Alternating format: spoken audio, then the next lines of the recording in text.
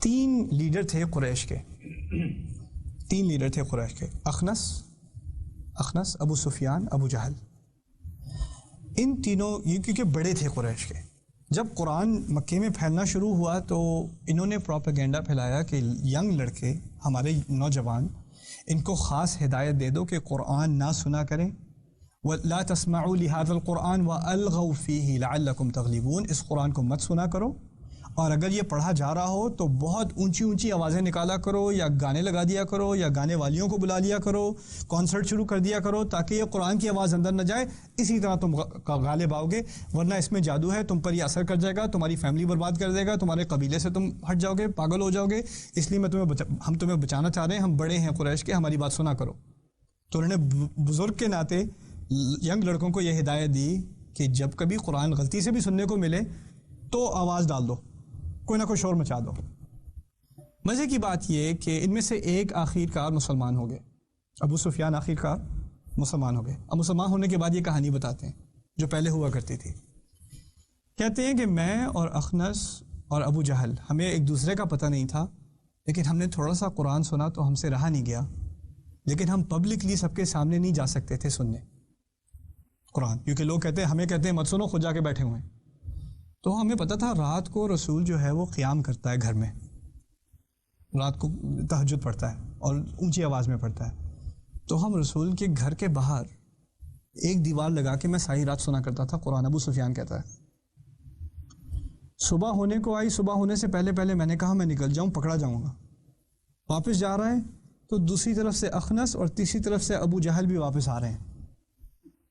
ایک دوسرے کو پکڑے گئے، تم یہاں کیا کر رہے ہو، تم کیا کر رہے ہو، تم کیا کر رہے ہو؟ اچھا ایسا کرو،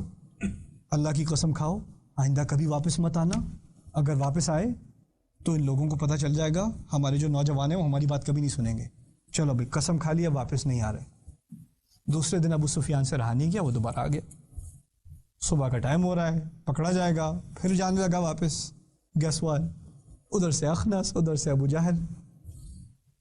تین دن مسلسل یہ کام ہوا ہے۔ پھر تیسری دفعہ واقعی اللہ کی قسم، اللہ کی قسم، اللہ کی قسم، اب نہیں آتے واپس۔ کچھ دن ابو سفیان نے اس بارے میں سوچا، ابو جہل کے پاس گیا، اخنس اور ابو سفیان دونوں ابو جہل کے پاس گئے، ہم لوگوں نے 3 رات قرآن سنا ہے، کیا خیال ہے تمہارا؟ جادو تو نہیں ہے، جھوٹ تو نہیں ہے، پاگل کا کلام تو نہیں ہے، کیا کریں؟ ابو جہل کہتا ہے مجھے پتہ ہے پاگل کا کلام نہیں ہے، مجھے اچھی طرح پتہ ہے یہ جھوٹ نہیں ہے، مجھے اچھی طرح پتہ ہے اللہ کا کلام ہے، لیکن ہم ہیں بنو عامر، وہ ہے بنو ہاشم، اس کو رسول مان لیا تو بنو عامر تو ہمیشہ کے لیے ہار گئے، کیونکہ رسول سے اوپر تو کوئی ہو نہیں سکتا، کیسے مان لیں؟ برادری کی بات تھی، برادری کی بات تھی، سٹیٹس قبیلے کی بات تھی، حق اور باطل کی بات نہیں تھی، ورنہ یہاں تک کہ کافر بھی رات لگائے ہوئے قرآن سن رہا تھا، کافر بھی۔ اب آخری بات میں آپ سے کر دوں، سوچنے کی بات ہے، اب تراویحوں کے دن ہے، لوگ کہاں جاتے ہیں تراویح پڑھنے؟ وہ ایسی مسجد میں جاتے ہیں جہاں سب سے تیز پڑھائی جا رہی ہو، وہ سٹاپ واچ لے کے جاتے ہیں، جہاں سب سے تیز پڑھائی جا رہی ہو، جہاں جلدی سے فارغ ہو جائیں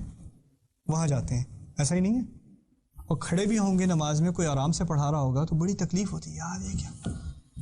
مولوی صاحب کو کہہ دو ذرا جلدی کر دیں، اب بہت بھاری افطار کھایا تھا، اتنا قرآن سننے کا ہمارے پاس تحمل نہیں ہے۔ اس وقت کا کافر ساری رات چھپ چھپ کے قرآن سن رہا ہے، اور اس وقت کا مسلمان مسجد میں کھڑا ہو کے رکوع کب آئے گا یار، فارغ کر بھی دو یار، اتنا بھی لمبا، پہلے 2-3 دن تراویح کا جوش چڑھا، پھر اس کے بعد بخار اترا، اب کچھ 1-2 دن بعد جائیں گے، اب جائیں گے تو 4 پڑھ کے آ گئے، 6 پڑھ کے آ گئے، 8 پڑھ کے آ گئے، یا 20 میں بہت تکلیف ہوتی ہے، اور یہ مسئلہ نہیں ہے کہ 8 پڑھنی چاہیے کہ 20 پڑھنی چاہیے، مسئلہ یہ ہے قرآن کو سننا چاہیے کہ نہیں۔ تو ایک فرق تو آیا ہے ہماری امت میں، ایک فاصلہ ہے قرآن سے، ایسا فاصلہ جو اس وقت کے کافر اور قرآن کے درمیان بھی نہیں تھا، وہ مسلمان اور قرآن کے درمیان ہو چکا ہے۔ اس فاصلے کو ہمیں کم کرنا ہے۔ اگر وہ ماننے کو تیار بھی نہیں ہے، پھر بھی اس کے دماغ میں ہے کہ اس سے خوبصورت کلام میں نے کبھی نہیں سنا۔ سبحان اللہ، اللہ تعالیٰ اس کلام کی خوبصورتی ہم پر واضح کرے، اور ہمیں اس قرآن کے لیے ہمارے دلوں میں ایک محبت پیدا کرے۔ بارک اللہ لی و لکم، السلام علیکم ورحمۃ اللہ وبرکاتہ۔